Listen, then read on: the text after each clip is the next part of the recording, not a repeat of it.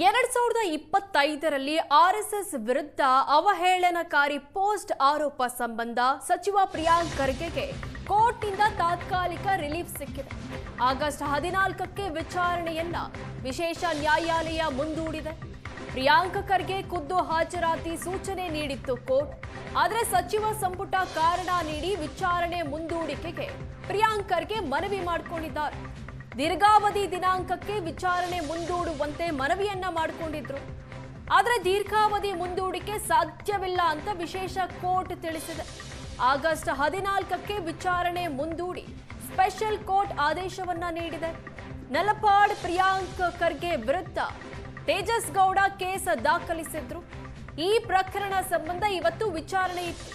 2025 August 14ರಂದು RSS ಸದಸ್ಯರ ವಿರುದ್ಧ ಪ್ರಿಯಾಂಕ್ ಖರ್ಗೆ ಅವರು ತಮ್ಮ ಎಕ್ಸ್ ಖಾತೆಯಲ್ಲಿ ಒಂದು ಪೋಸ್ಟ್ ಅನ್ನ ಹಾಕಿದ್ರು. ಇನ್ನು ಯೂಟ್ಯೂಬ್ ಚಾನೆಲ್ ನಲ್ಲಿ ಆರ್ಎಸ್ಎಸ್ ವಿರುದ್ಧ ನಲಪಾಡ್ ಅವಹೇಳನಕಾರಿ ಹೇಳಿಕೆಯನ್ನ ಕೊಟ್ಟಿದ್ರು ಅಂತ ಈ ಪ್ರಕರಣವನ್ನ ದಾಖಲಿಸಲಾಗಿತ್ತು. ಪ್ರಿಯಾಂಕ್ ಖರ್ಗೆ ಹಾಗೂ ನಲಪಾಡ್ ವಿರುದ್ಧ ತೇಜಸ್ ಗೌಡ ಕಂಪ್ಲೇಂಟ್ ಕೊಟ್ಟಿದ್ರು. ಅವಹೇಳನಕಾರಿ ಹೇಳಿಕೆಯಿಂದ ಆರ್ಎಸ್ಎಸ್ ಘನತೆಗೆ ಧಕ್ಕೆ ಅಂತ ದೂರಿನಲ್ಲಿ ಉಲ್ಲೇಖಿಸಲಾಗಿತ್ತು. ಹೀಗಾಗಿ ಖುದ್ದು ಹಾಜರಾಗುವಂತೆ ಇಬ್ಬರಿಗೂ ಕೋರ್ಟ್ ಸಮನ್ಸ್ ಅನ್ನ ಕೊಟ್ಟಿತ್ತು. ಸಚಿವ ಸಂಪುಟದ ಕಾರಣ ನೀಡಿ ವಿಚಾರಣೆಯನ್ನ ಮುಂದೂಡುವಂತೆ ಮನವಿ ಮಾಡಿಕೊಂಡಿದ್ರು. ಹೀಗಾಗಿ ಆಗಸ್ಟ್ 14ಕ್ಕೆ ವಿಚಾರಣೆಯನ್ನ ವಿಶೇಷ ನ್ಯಾಯಾಲಯ ಮುಂದೂಡಿದೆ. ದೀರ್ಘಾವಧಿ ದಿನಾಂಕಕ್ಕೆ ವಿಚಾರಣೆ ಮುಂದೂಡುವಂತೆ ಮನವಿಯನ್ನ ಮಾಡಿಕೊಳ್ಳಲಾಗಿತ್ತು. ಆದರೆ ಈ ಮನವಿಯನ್ನ ಕೋರ್ಟ್ ತಿರಸ್ಕರಿಸಿದೆ. ದೀರ್ಘಾವಧಿ ಮುಂದೂಡಿಕೆ ಸಾಧ್ಯವಿಲ್ಲ ಅಂತ ಹೇಳಿದೆ.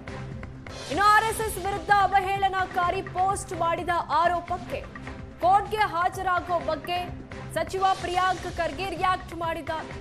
ಇದು ಮೊದಲ ಕೇಸ್ ಅಷ್ಟೇ, ಇನ್ನು 4-5 ಕೇಸ್ ಹಾಕ್ತಾರೆ. ಸುಳ್ಳು ವದಂತಿಯ ರಿಪೋರ್ಟ್ ಸೃಷ್ಟಿಸಿ ರಾಜ್ಯಪಾಲರ ಬಳಿ ಹೋಗ್ತಾರೆ. ಪ್ರಾಸಿಕ್ಯೂಷನ್ಗೆ ಮನವಿ ಮಾಡ್ತಾರೆ. ಒಂದು ಐಟಿ ಇಡಿ ರೇಡ್ ಆಗುತ್ತೆ. ನಾನು ಎಲ್ಲದಕ್ಕೂ ರೆಡಿ ಇದ್ದೇನೆ ಅಂತ ಪ್ರಿಯಾಂಕ್ ಖರ್ಗೆ ಹೇಳಿದ್ದಾರೆ. ಕಳೆದುಕೊಳ್ಳೋಕೆ ಏನೂ ಇಲ್ಲ ಅನ್ನೋ ಮೂಲಕ ತಿರುಗೇಟನ್ನ ಕೊಟ್ಟಿದ್ದಾರೆ ಪ್ರಿಯಾಂಕ್ ಖರ್ಗೆ. ಇದು ಬಿಗಿನಿಂಗ್ ಅಷ್ಟೇ. ಇದಾದ ನಂತರ ಬೇರೆ ಬೇರೆ ಕೇಸ್ಗಳು ಬರುತ್ತೆ, ಐಟಿ ರೇಡ್ ಮಾಡ್ತಾರೆ ಅನ್ನೋ ಮಾತನ್ನ ಪ್ರಿಯಾಂಕ್ ಖರ್ಗೆ ಹೇಳಿದ್ದಾರೆ. 2025ರಲ್ಲಿ ಪ್ರಿಯಾಂಕ್ ಖರ್ಗೆ ಹಾಕಿದ್ದ ಪೋಸ್ಟ್ ಸಂಬಂಧ ಇವತ್ತು ವಿಚಾರಣೆ ನಡೆದಿತ್ತು. ಇನ್ನ ಮೊದಲನೇ ಕೇಸ್ ರೀ. ಇದು ಒಂದು ಹೇಳ್ತೀನಿ ಕೇಳಿ, ಇನ್ನೂ ಒಂದು 4-5 ಕೇಸ್ ಹಾಕ್ತಾರೆ ನನ್ನ ಮೇಲೆ. ಯಾವುದಕ್ಕೋ ಮತ್ತೆ ನಾನು ಸ್ಟ್ಯಾಂಡರ್ಡ್ ಆಪ್ರೇಟಿಂಗ್ ಪ್ರೊಸೀಜರ್ಸ್ ಹೇಳ ನಿಮಗೆ. ಕೇಸ್ ಹಾಕ್ತಾರೆ, ಯಾವುದೋ ಒಂದು ಸುಳ್ಳು ವದಂತಿ ರಿಪೋರ್ಟ್ ಕ್ರಿಯೇಟ್ ಮಾಡ್ತಾರೆ, ಎಲ್ಲೋ ಗವರ್ನರ್ ಹತ್ರ ಹೋಗ್ತಾರೆ, ಪ್ರಾಸಿಕ್ಯೂಷನಿಗೆ ಕೇಳ್ತಾರೆ.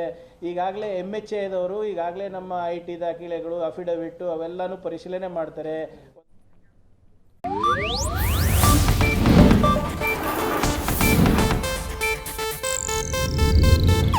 ಇದು ಏಷ್ಯಾನೆಟ್ ನ್ಯೂಸ್ ನೆಟ್ವರ್ಕ್ ಪ್ರಸ್ತುತಿ.